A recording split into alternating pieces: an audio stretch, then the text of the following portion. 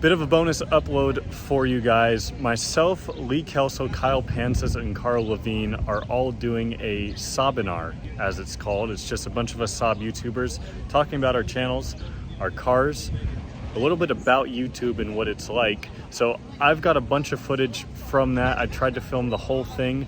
Thank you to everyone who came out. We had that whole room filled and there were another 20-30 people outside. It was just amazing, but I'm gonna shut up and just roll that footage now. So enjoy this as a bit of a bonus upload.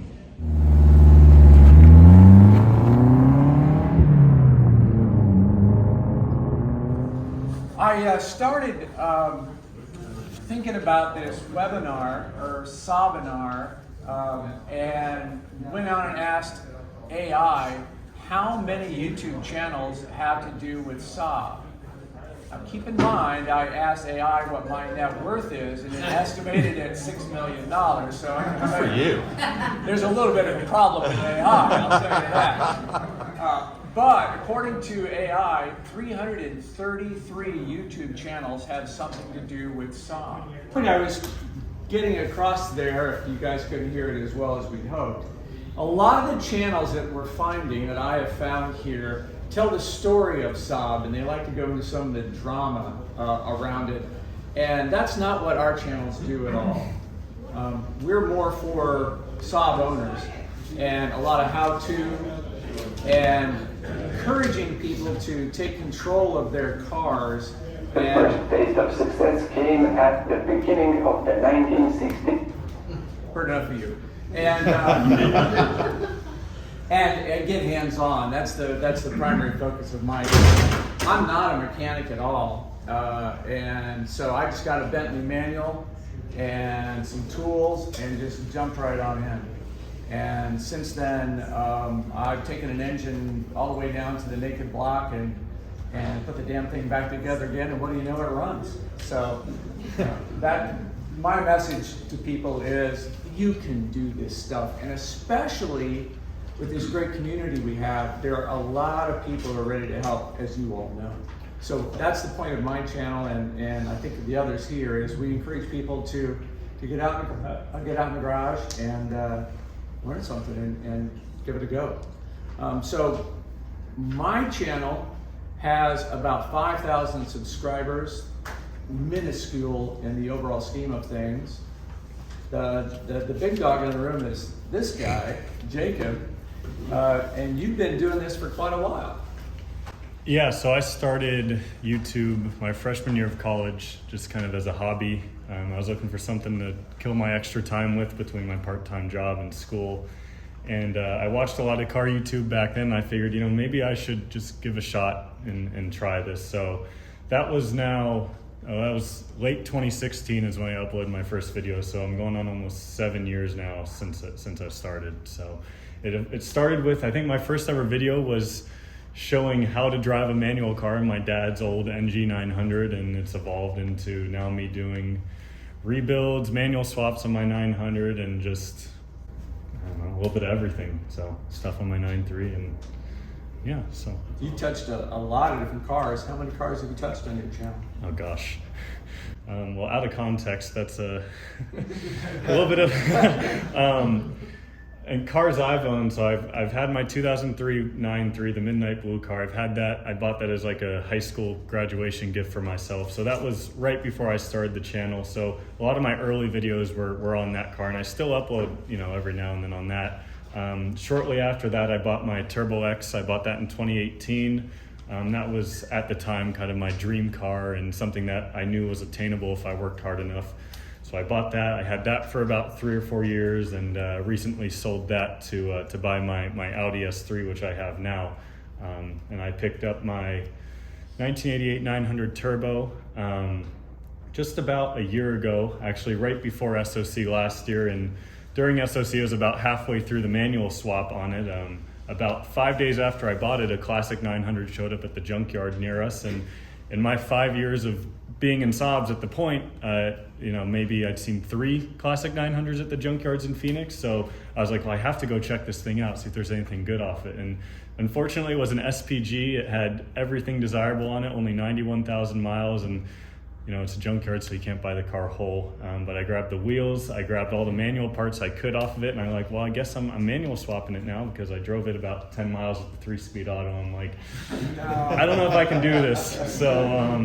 So I spent all last summer doing that, got it back together. Since then, I've been doing small repairs here and there. And now this summer, I'm halfway through an engine rebuild and refresh and fixing everything up to hopefully make it mechanically perfect by the end of the summer. That's kind of my goal. So I've got a little bit of Jacob's latest effort on his 900 to show you. In one of my recent videos, you guys have seen me pull the engine out of this car, disassemble it with the help of some friends. We've also repainted and cleaned every single little component of the engine and the engine bay. And well, we've got some more dirty work to do today, and that is replacing all the axle boots, the axle clamps, also putting new grease in them, putting them out, new clips, all of that.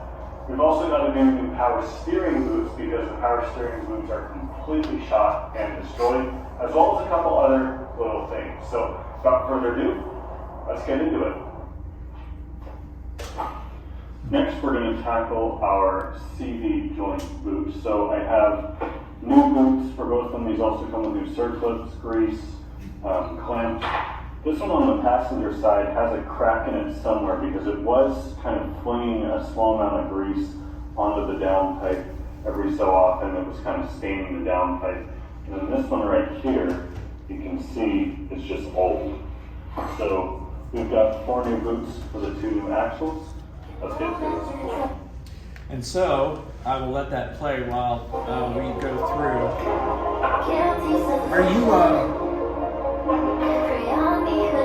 Are you doing this in the closet then? I copyright-free music. Yeah, exactly. Are you doing this just from the Bentley? Do you have people guiding you? How are you finding it? How are you learning to do all this? Well, so I'd say the 900 kind of started the way it did when I bought my 9.3. When I bought my 9.3, I'd help my dad in the garage every now and then with his Saabs growing up, but I wasn't a mechanic by trade or anything like that. So I kind of slowly learned about cars as things broke on my 9.3 and as I upgraded them.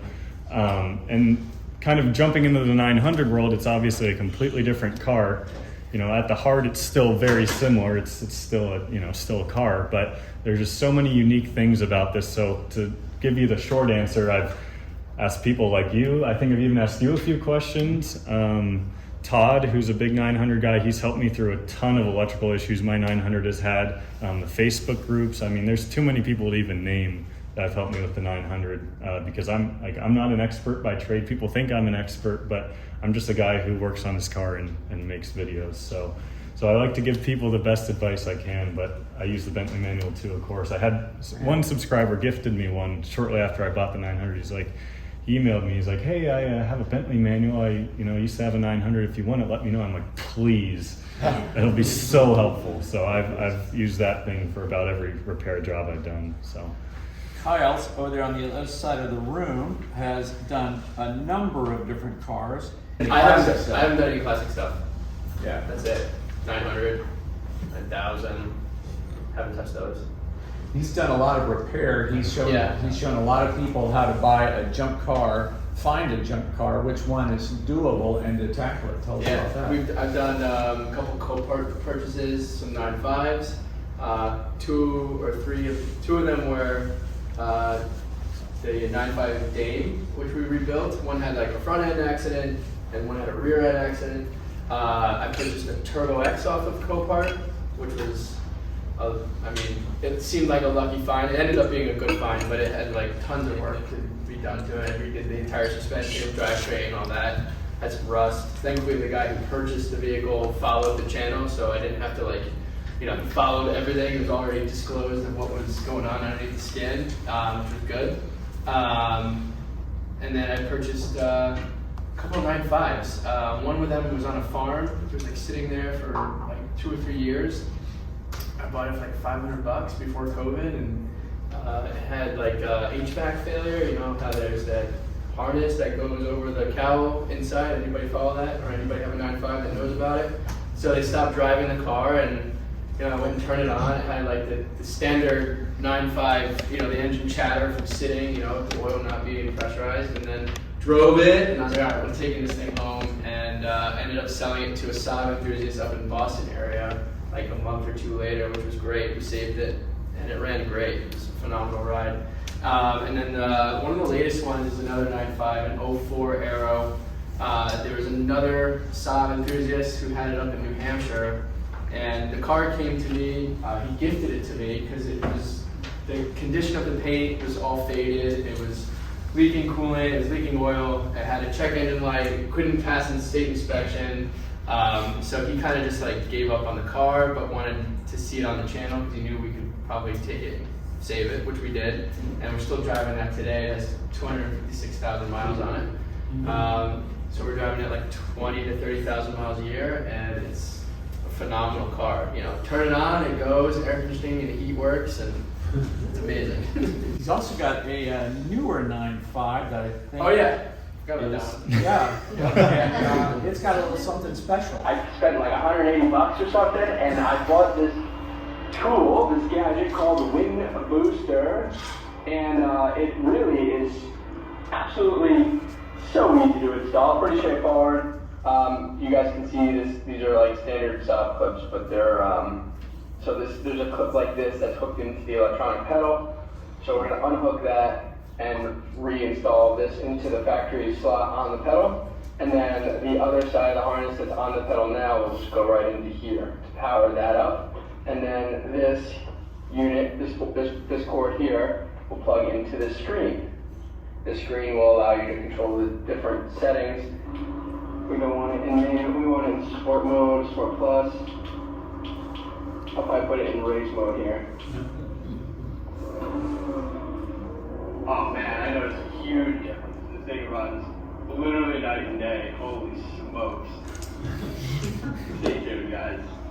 It seems to be doing very well. I mean, you know, it's just applying the turbo action much faster in a much more aggressive way. It's simply all it is. This upgrade is just a simple way to have an inexpensive way to tune out that turbo lag without spending thousands of dollars on upgrades. Now, if you were me, I would go ahead and get suckered into spending the thousands of dollars and getting this thing up to like 300 horsepower with that aggressive. I mean, this thing would be a monster because it does get up and go already as a stock car. I mean, look at this thing just go, it rips.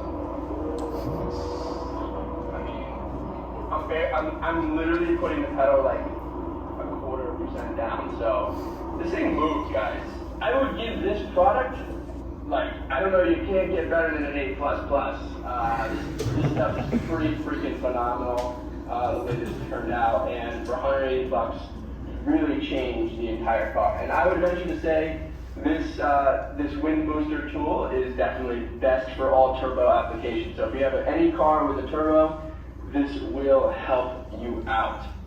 I spent like $180 or something, and that's another function that I think a lot of us use YouTube for, is learning about new services, features, and products. Where did you find this one? You know, I don't remember. I was perusing the internet. Oh no, sorry, I do remember. I was talking to somebody on Instagram. There's somebody from Michigan that has a Turbo X, and we were talking about the MG95.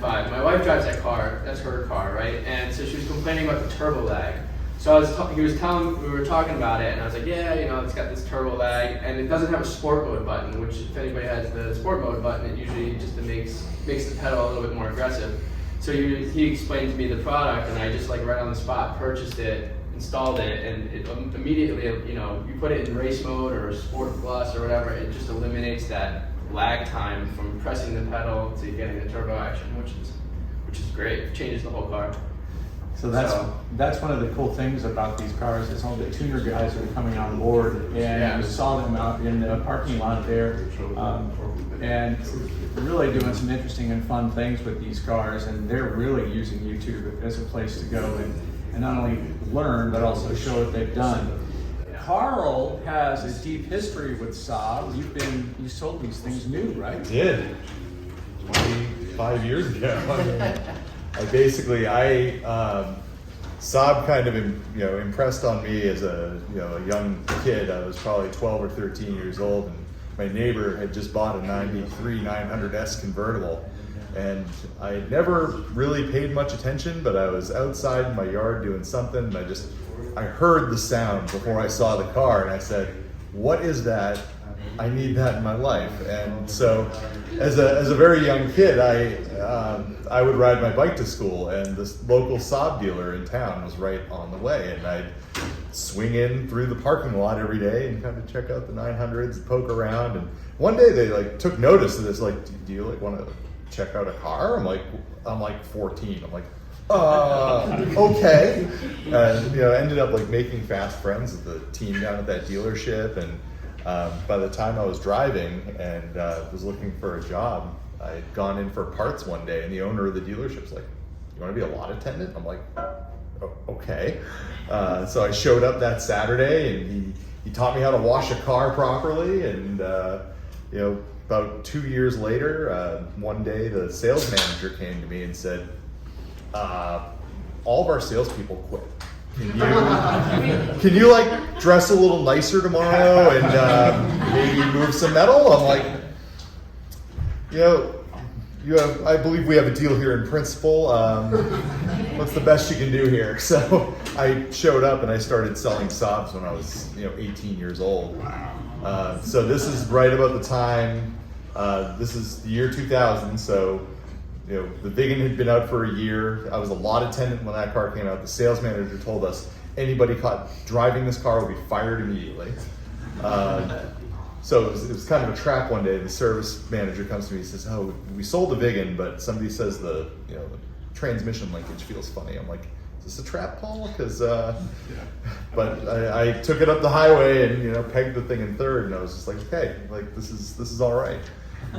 So I started working on my own 900 when I was 16 years old.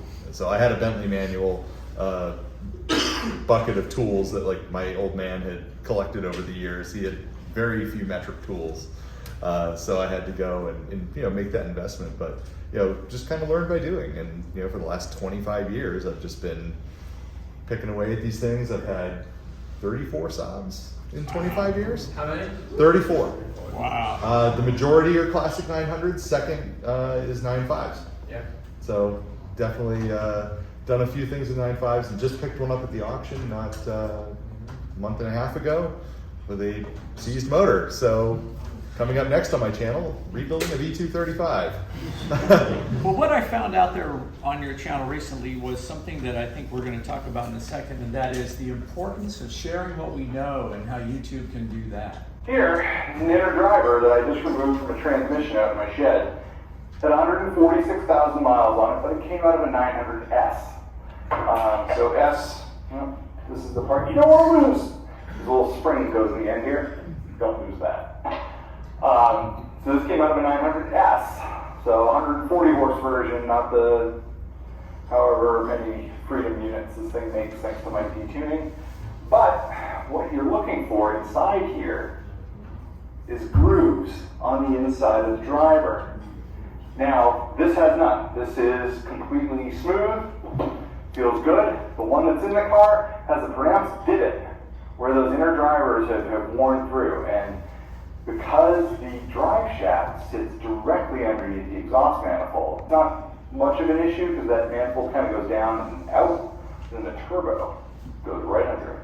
And that turbo is making like 1100 degrees of heat every time you want to make fast boosty sounds. So that's how they get worn out. So I guess now we're going to go into the car and we're going to remove the old inner driver. We're going to hang on to the shims because that's what sets the backlash for the pinion. So the shims from the old will go onto this drive shaft right here. We got some fresh grease that we're going to put in it. Put it all back together and see how she drives. The requisite SpongeBob reference. I never actually watched SpongeBob ever. It's a perfect 3-second clip to use when 2 weeks has passed since you've last filmed a clip in the video because you're waiting on parts or something. It's perfect. 10,000 years Or you later. get stuck on a project for 10 hours. Yeah, exactly. Yeah. A few moments later. But I wanted to show that clip in particular because I think that's so important. There was just a whole lot of experience and knowledge that is now memorialized for the world for as long as there's YouTube. And I hear from people all the time, and I know you guys do too, right? Mm-hmm. Saying, wow, you really help me with this or that. Yeah. And I hear from people from around the world. Do you have an international influence? Yeah, for sure. We got one in the room. Yeah. From where? Sweden. Sweden, yeah. We have a Got couple. some followers. Yeah. No, but there's people from a lot of people from South America that reach out all over the world, you know, through Instagram, asking questions, and it's great. How many Big UK countries? following too. Yeah, how many countries have you heard from? Oh gosh, all over. Yeah. The worst, and I always feel bad when I get someone from Spain. some small, what's from Spain? Spain. No, like they speak Spanish. Oh. yeah. Or they're Hardly from, convert the English. yeah, they're from some like small Eastern European country or something. They're like just trying to get help finding parts, and you always feel bad because it's like, well, when I don't know how to answer a question, I always refer people to our Facebook groups because those are the best resource we have, I think. I've learned so much from those groups, whether it be from my own posts or from group searches or things like that. But I didn't even answer your question, I'm sorry. I did a little bit of a breakdown here. So I have 37% of my viewers in the US of A, 10% in the UK, 10% in Sweden, and then Poland, Netherlands, and Canada each have 3%, and everything else was less than 3%. So I think Europe makes up a pretty good portion of it. So. One of the ways you know what your channel is doing is when you run a channel, you have access to this, what's called YouTube Studio. So this is the back end taking a look at performance metrics for, I think the last video that I did on my channel's been almost completely the Saab Talk live show. I really haven't been producing traditional videos for quite a while. So as you can see here though, 3,600 views since this went up. This shows you over here that in the last 48 hours, there were 7 views on that. Shows you where they come from, YouTube search, which indicates that somebody was searching for the intercooler of the topic, and then other things. And you can go down through this and get a lot of additional detail on, so when you are watching YouTube videos, those of us on the back side are learning a lot about how you're using it. So for example, the average view duration here was 3 minutes and 49 seconds. 48% of the videos viewed. Are there likes? Are there dislikes? I mean, there's a lot of data that YouTube gives all of us. And if you're really serious about YouTube and making it as a business, this can really guide you in producing content that people want to watch and not just stuff that you want to talk about. When you go back to that front screen, and I've done stuff like this before, but I guess it was just in an uncalculated manner, but when you're talking about YouTube searches and 57% of those views came from people searching, you know, that's a great way for us creators to maybe go back in some previous popular videos, find out, you know, how that's happening, and then maybe expand on that topic. And at the bottom of the screen here, this is called the retention chart. So you can see that people clicked into this video and a big percentage of them dropped off right away. They watched just a few seconds and thought, this isn't for me. And they went away. The rest you can see there's your viewership. And this is a pattern that I've noticed, and you'll see somebody who really understands YouTube. If they signal to you that the video is almost over, you'll see right there about near the end, you'll see it starts to drop off even before the end of the video. That's because I've said something like, so guys, thanks for being here. People leave. Like, share, subscribe. Oh, they missed Just that. They're gone. Right. Yeah. And you'll notice somebody who's learned that and has great retention all the way to the end, whether you like him or not, is Hoovy's Garage, Tyler Hoover. Mm-hmm. I like it. He's talking, makes a point. Great guys, thanks for watching. And he's out. That's it. He doesn't signal that the video is ending. It just quits. So he has great retention. Why that's important is YouTube looks at your retention curve. And if you hold people, the longer you hold people, because they want your eyeballs, right? The longer you hold people, Serve more ads. they will, exactly, because they can serve more ads, but they will then promote your videos on the list of things to see. And they watch so much data about how you are using YouTube, and that will determine how well your videos rank in place. So it's really a fascinating bit of science. I love this back end of YouTube. Revenue, how much money do you make on your channel, Kyle? Couple $100 a month. Big money. Doing well. Jacob, how about you? Enough to support my addiction. I certainly put more in than what I get paid. Yeah, It's out of right. love of the hobby. Yeah. It varies between 800 to 1,400 a month, depending on the month. So Okay. when I'm undertaking big projects like this rebuild, which has cost me 3 times what I expected it to cost, you get to see, ooh, I want that DO88 part. And the next thing you know, you've ordered their whole catalog, basically. But your view counts are going up because you're having probably engaged a good audience, right? That's the hope. I haven't installed them yet, so time will tell.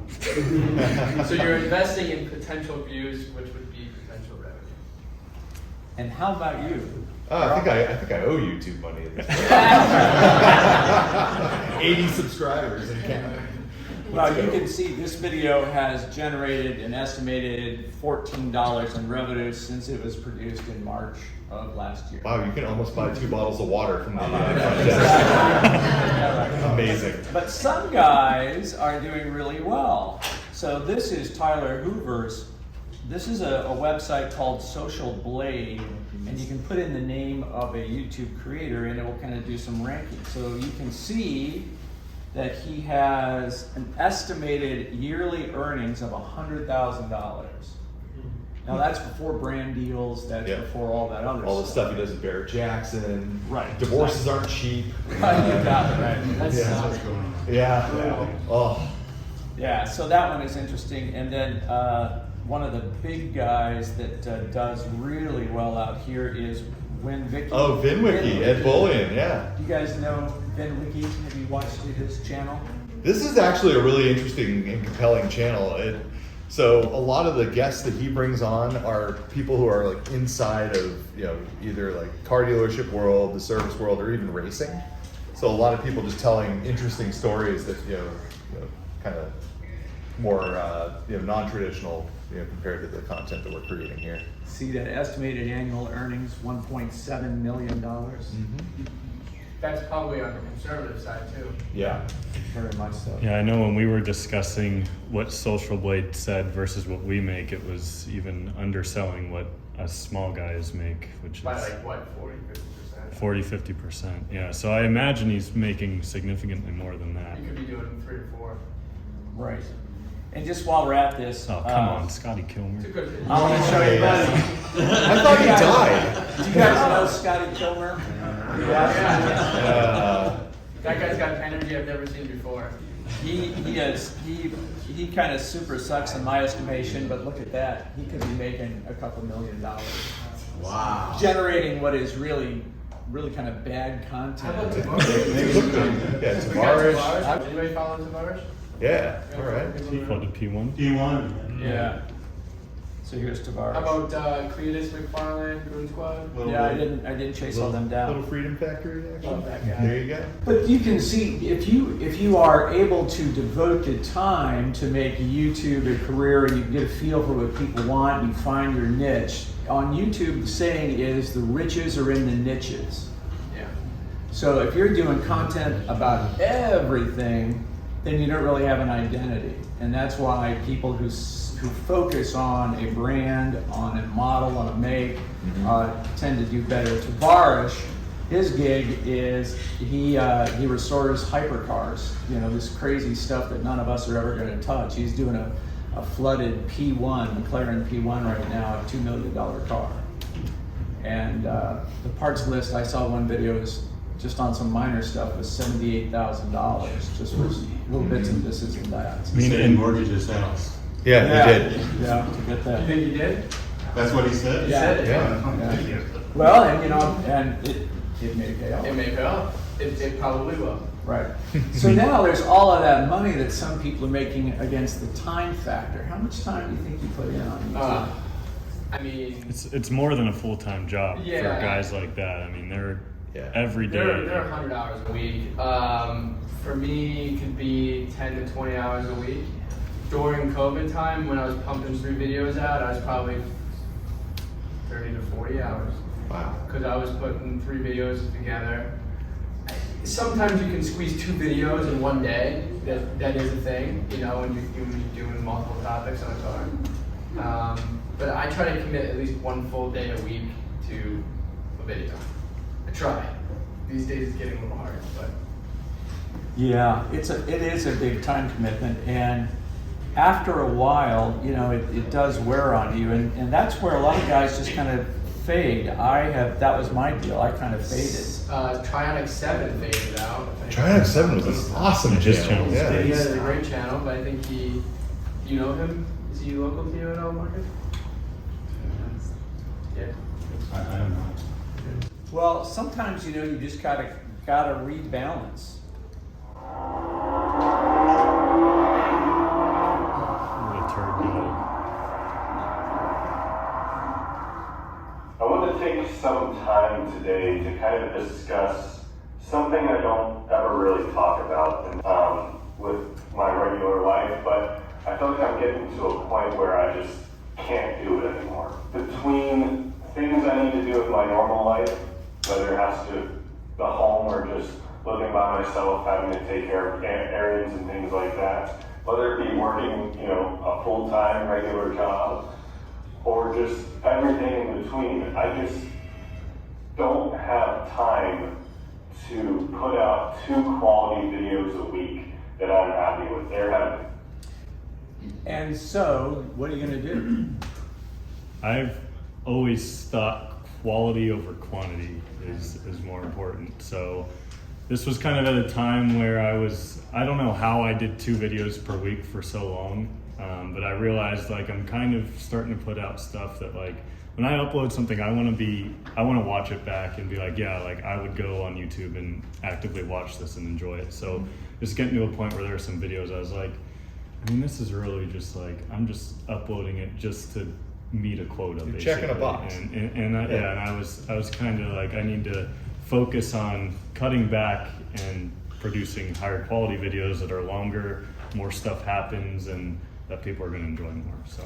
And I think that is the ethos that is a success story for Saab. If you are just cranking stuff out, you're going to lose the audience. And that's part of the reason that I shifted from doing in the garage videos working on my cars to the Saab Talk Live format that Carl and I now do. And it's still a time suck. It's not as intense in doing the video production. When I was doing my pieces where I'm showing you how to do something, typically I would take the thing apart, put it back together, and then take it apart a second time and put it back together with a tight shot here and a tight shot there. So you're doing everything twice, because that's just my idea of doing quality work, was doing that level of production. And I just couldn't step away from doing that level of production, so I just quit doing it, and now we're doing the Saab Talk Live, which I think That's great. is better anyway, in that it is not about me. We're not turning the lens on the Saab community, and we bring in people from around the country and around the world to share what they know. And I think so it's quicker, it's faster, but I think in a way it's almost kind of better for the community. It's kind of fun. I mean, we're walking around the convention. Hey, it's that guy from Saab Talk Live. I'm like, what's up? My name is Carl. My name is thank you. Carl. Thank you. Yes, that guy. One of the challenges that I ran into is I clearly don't know what the hell I'm doing a lot of times, and reading the manual and got it wrong. And I put together a video that I'm not going to share with you, where I was showing clutch assembly, and I had the throw-out bearing inside instead of outside. And so put it out there, and somebody really chewed me up and said, hey, you know what, I just spent hours and I just ruined, and I had my clutch all back together because I listened to what you said, and oh man, that hurt. That was a gut punch. Because I screwed up, and I just didn't know I had done it wrong. Because I hadn't gone all the way through and reassembled the clutch in the car, because it was during a rebuild process. So. Is that before you started doing it twice? What? You mentioned you do things twice. So was that before you did things clutch? No, the challenge there was I just to put the clutch together out of the car because I was rebuilding the engine. So I didn't know that I had done it wrong. Right. And you were like, thanks for the heads up. I'll go swap it now so I don't have the same problem. Thank you for saving me. Yeah, exactly. Yes, sir. The optimum length for us to watch YouTube videos while we're at work is 6 minutes long. If Yeah. they're 15 to 30, it feels like we're stealing company time. So nice and short and effective. I recommend getting a job where you work from home. Oh, Yeah. And don't feel bad about the error. I've seen lots of YouTubes where they put in the wrong torque specs and things like that. So it's really, the viewer has to be almost like buyer beware, viewer Yeah. beware. So you need to do your own homework. I absolutely agree. Watch a couple of channels to see what does that guy say to what does this guy That's say. usually what I do.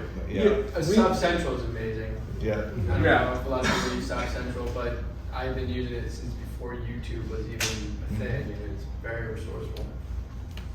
Well, but I respect you stepping back and saying, I'm going to do one good piece a week rather than try to kill yourself with two. I think that's the formula for success.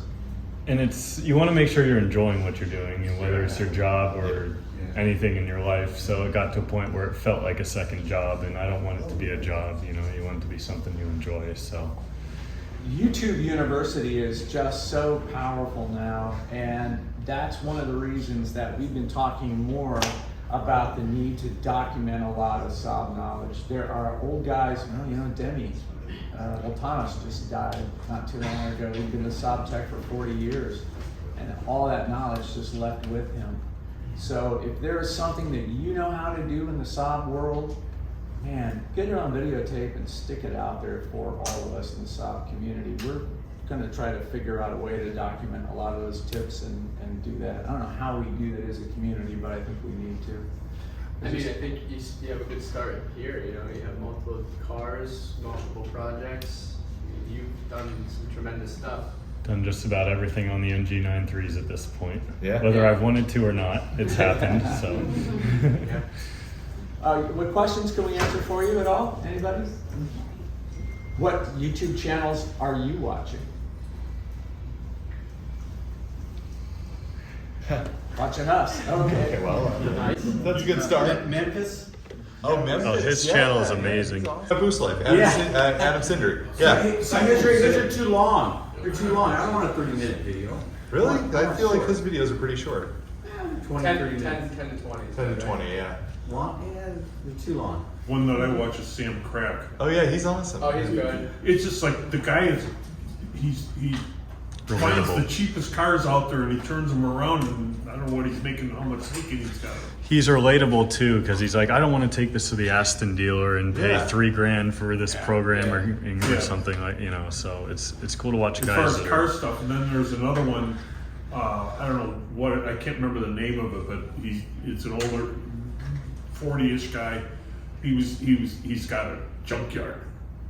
I mean, literally, it's better, one step removed from better than a junkyard. And he's pulling parts out for a white passenger bus. It was turned into an RV. I can't remember the name of it now. There are some guys that had a channel and it's English. I haven't seen them lately, but it was Will It Start?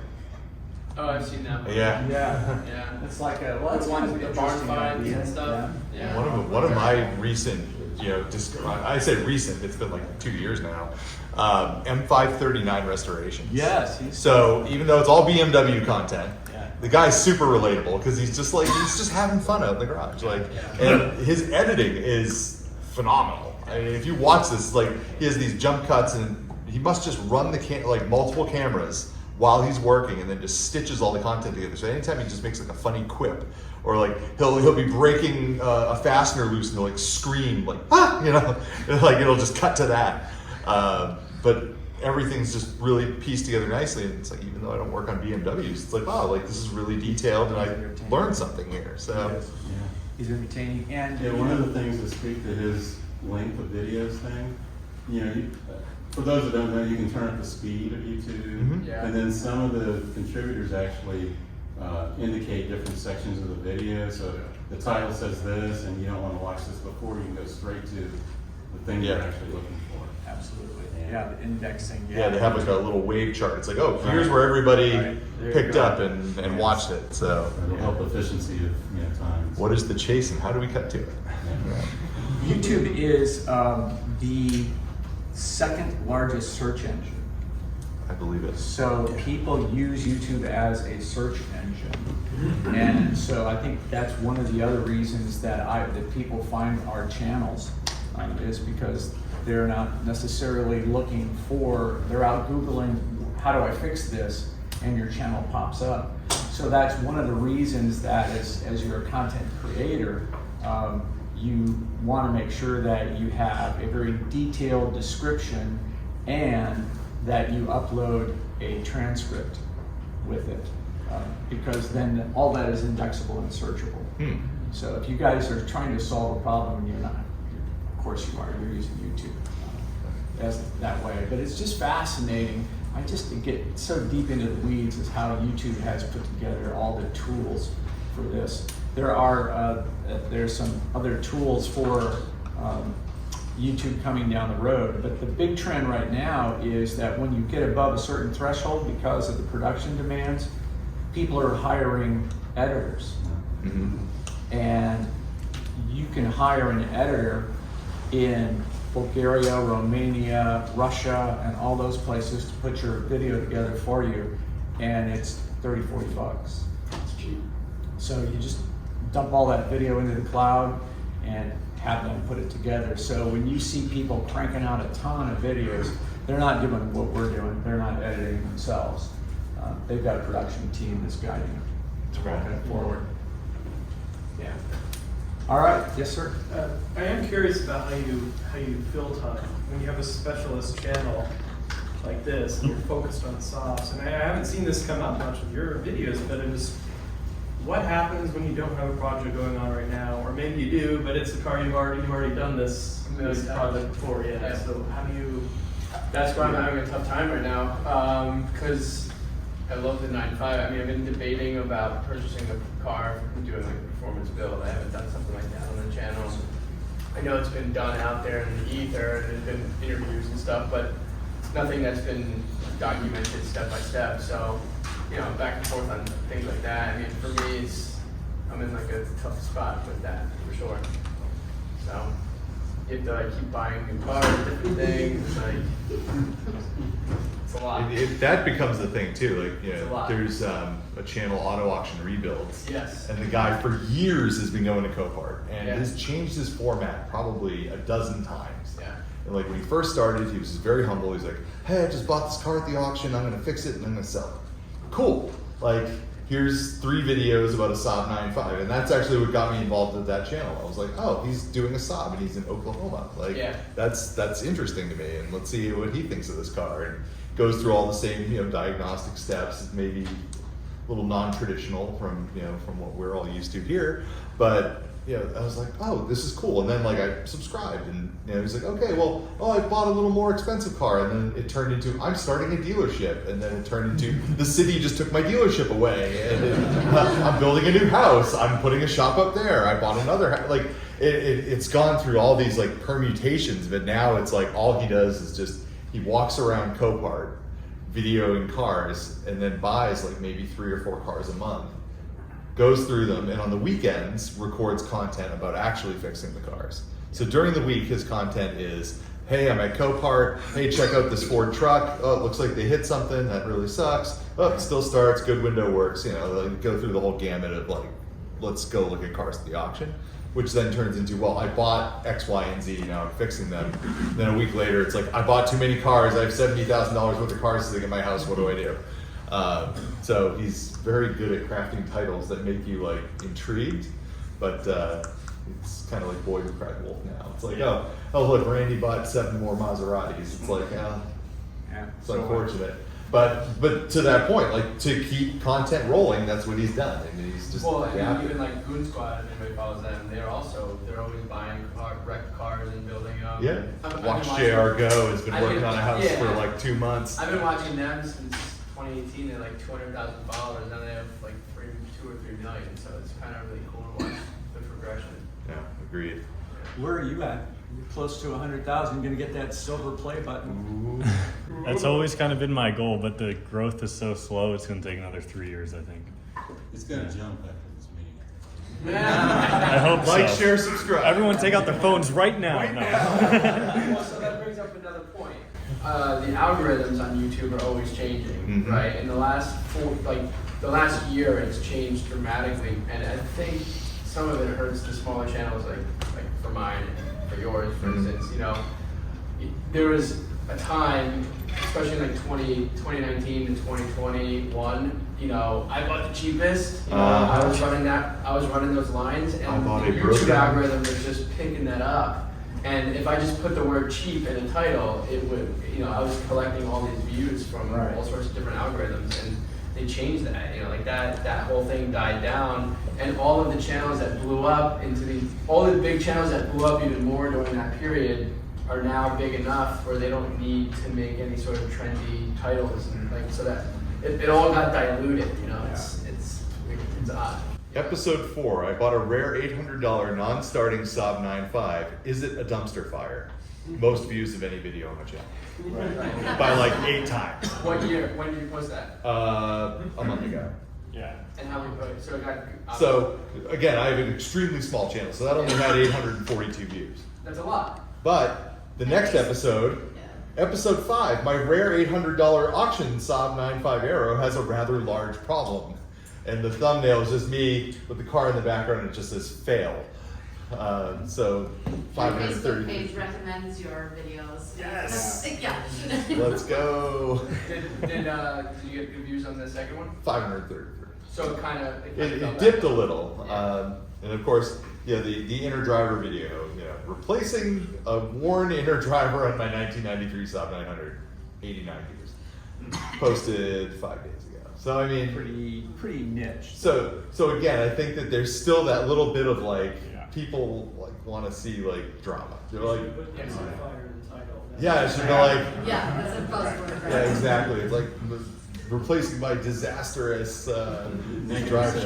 shaft, or yeah. Negative, if you're negative, you get more. I mean, unfortunately, you Sometimes. get more, yeah. All right. Glass half full, right here. Thanks, Shelley Baxter, for that. You got a question? Thank you. So you guys are Deflect. kind of like the trailblazers for making these videos about how we fix stuff. But I'm guessing you guys probably use Whisk. Is that something? you Yeah. guys Oh use? yeah, Yeah, WIS, it's great. Bentley manuals. Alright. I still have some like hard copy factory manuals from Sure. early 9.5s. So an issue I got with Whisk is that it's almost like they're using a different lexicon of like, if they, some of the stuff they call things is not what anyone else calls It's it. some prime Swanglish going on there. So those were all originally written in Swedish and then translated to English, I believe. Done like a transliteration. I have no idea, but yeah, WIS. Sometimes. I mean, I've been using WIS since the early 2000s when it came out, and yeah, that's just something you just get used to. You know, it's like install the brace, and it's like the brace is actually like what we call like a bracket, or it's like these like small like kind of language things that happen. But So, do you know, everybody know what WIS is? Workshop Information System. So this was the service manual that all the dealerships used, and independent mechanics. It's still available today, and in fact, Saab Club of North America has a controlling share in SAABWISonline.com, which is an extremely valuable resource if you're running anything newer than a new Gen 900. It's all there. And we're also in the process of digitizing all the manuals for the 9000. So those will be available as well. That is a tremendous resource. Okay, this is the video that took me forever to find. This is how rare I have gotten my channel. 15,000 views of this video. All right, car's in third gear, the throttle is wide open, and this turbo is struggling to put out its full amount of power. Vehicle problem.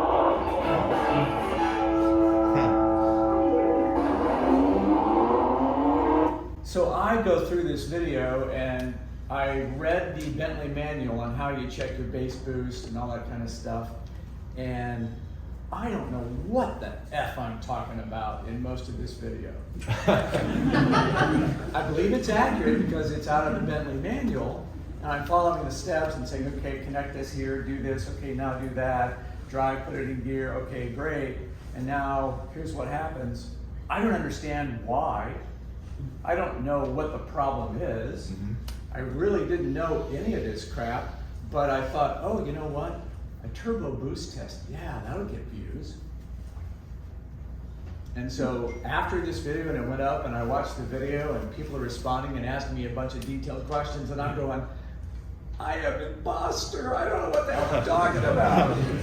That shifted the rest of the content. Interesting. The turbo system and how it's controlled. Saab drew on its heritage as an aircraft manufacturer to pioneer turbocharging in everyday passenger cars. Saab's magic is the APC, Automatic Performance Control System. The brilliance of this system is it lets you use any octane fuel available and still crank out maximum power safely. This APC box on the left front fender controls the solenoid valve. It opens the wastegate to reduce boost pressure when sensors warn that the engine is nearing its danger zone. Think of the wastegate as kind of like holding your thumb on the end of a garden hose. The APC solenoid controls the thumb, keeping it closed until the boost pressure reaches a maximum safe level. When a knock sensor bolted to the engine detects ping, premature detonation, the solenoid valve diverts some of the pressure and opens the wastegate to bleed down the boost pressure to base boost level. Exactly, I was going to make that point. Yeah. So I'm editing this video, so that the copy is all correct. That's all factually accurate. But I didn't know any of that before I started this process. And I got through the editing and shit, I don't have a shot of the knock sensor. Well, this temperature sensor's close, nobody will know. Oh my God! Morgan Freeman comes in and says, everybody knew. Everybody I got destroyed in the comments. Oh, man. I was with you there for a while until you showed the temperature sensor, and you really don't know what you're talking about. Yeah, they called me right out. So, darn imposter syndrome. That's the video where I learned about that. Okay. Wow. We blathered on for an hour. Do you guys have any other questions, thoughts, suggestions for content? Stuff you want to see? Oh, that's a good one. Suggestions on content? I would love to see more stuff for just complete engine moves like me. Like I can do the battery and the fluids and stuff. I want to do like the DO88s and stuff like that. I would love. Yeah. Jacob's channel is ripe with DO88 goodness. Yeah. I can tell you how to do it right now. You want to hear it? Someone bring me an NG, quick. Yeah, you've got a complete 900 rebuild going, right?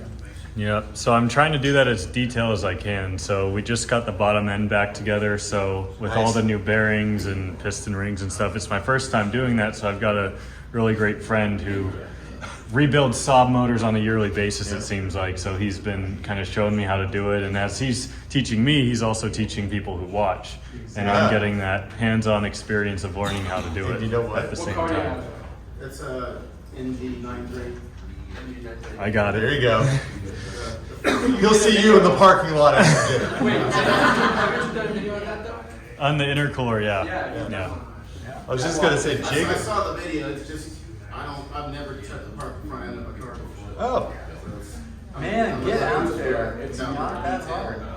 Well, with silicone hoses, you gotta be careful with the white claps to a plug. See, I don't Yep. even Those are. See? I was gonna say, Jacob, you've been a very bad influence on me because I've been starting to put together all the parts to go on this new B235 that I'm building for the seized engine 09 that I bought. And I was out in my garage, like painting, the turbo, making it all pretty. That was 3 weekends of my time. Yeah. That I will never get back, but it'll look good. You looking for content? Yeah, I'll use the tech too. That's it. I've got a couple basic videos on Ordered that. this box from China. All these Yeah. cables and wires Yeah, crawl out. it's like, well, here's about And 47 pieces you don't need, and the one you do. And it's, Thanks, Oh no, Express. John, I agree with you. I think that'd be huge And content. I'm not a video type person. I'm a visual guy. Yeah. and I can maybe write one. It's something I'm thinking of doing. Maybe shooting the nines. Yeah. And you know, I've got an 0495, and I was in there. Okay, I got this 95 now, $400 toy. Yeah.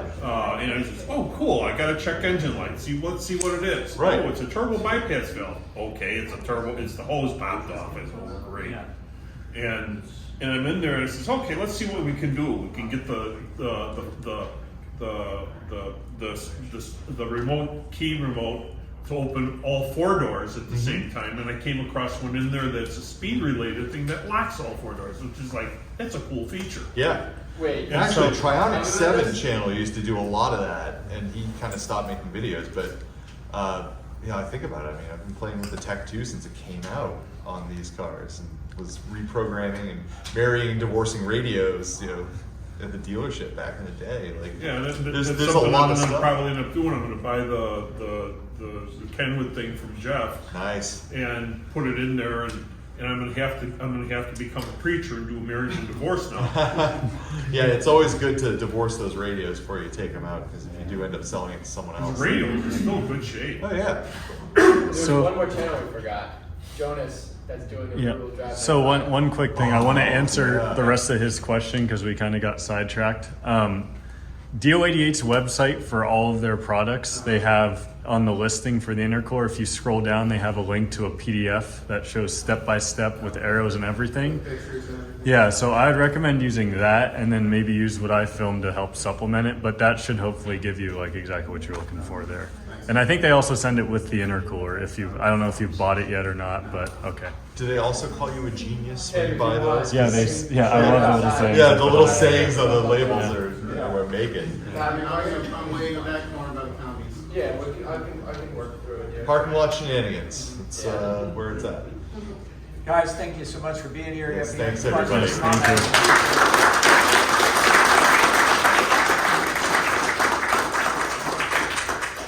Thank you all to everyone who came out to our SAABinar. I really, really appreciate it. It was so cool to see so many of you there. Everyone that's come up during this event and introduced themselves and that watches the channel, it really, really means a lot. And I appreciate all of your guys' support. But more SOC content coming soon on the channel. Hope you all enjoyed this bonus upload. See you next time.